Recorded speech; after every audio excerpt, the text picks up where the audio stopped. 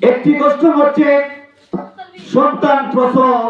সন্তান যখন প্রসব করে, যখন ভূমিষ্ঠ হয়, মায়ের পেট থেকে যখন পৃথিবীর আলো বাতাস পায়, যখন পৃথিবীতে আসে, সেই প্রসব বেদনা যে কত কঠিন মা জাতিরা ব্যতীত অন্য কোনো মানুষ বলতে পারবে না।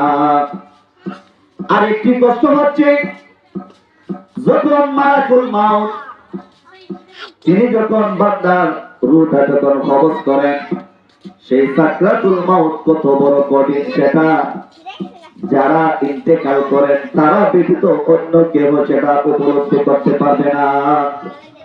সাকরাতুল মাউত অনেক কষ্ট। একদিকে হচ্ছে মায়ের প্রসব বেদনা, অন্যদিকে হচ্ছে সাকরাতুল মাউত। এই দুটা বিষয় খুবই কষ্টকর।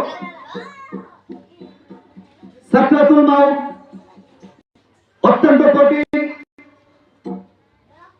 হাদিস শরীফে এসেছে হযরত ইদ্রিস আলাইহিস সালাম তিনি জীবনভর রোজা রাখতেন, জীবনভর। নবীজি ইরশাদ করেছেন হযরত ইদ্রিস নবী জীবনভর রোজা রাখতেন। সন্ধ্যার আগে আগে আল্লাহ রাব্বুল আলামিন জান্নাত থেকে ইফতার ইদ্রিস নবীর বাড়িতে পাঠিয়ে দিতেন। জোরে বলুন না সুবহানাল্লাহ।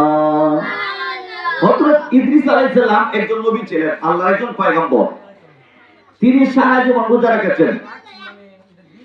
প্রতিদিন সন্ধ্যার সময় আল্লাহ রাব্বুল আলামিন জান্নাত থেকে ইফতার পাঠিয়ে দিতেন।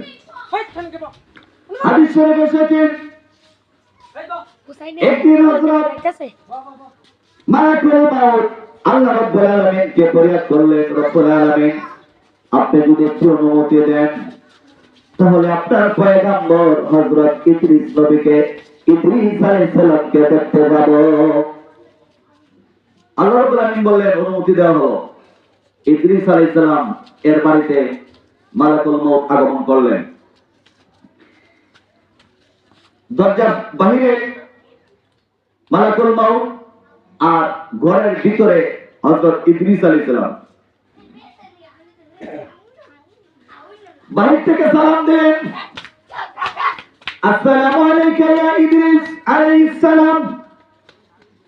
ইদ্রিস আলাইহিস সালাম বললেন ওয়ালাইকুম আসসালাম, মান আনতা, কে আপনি?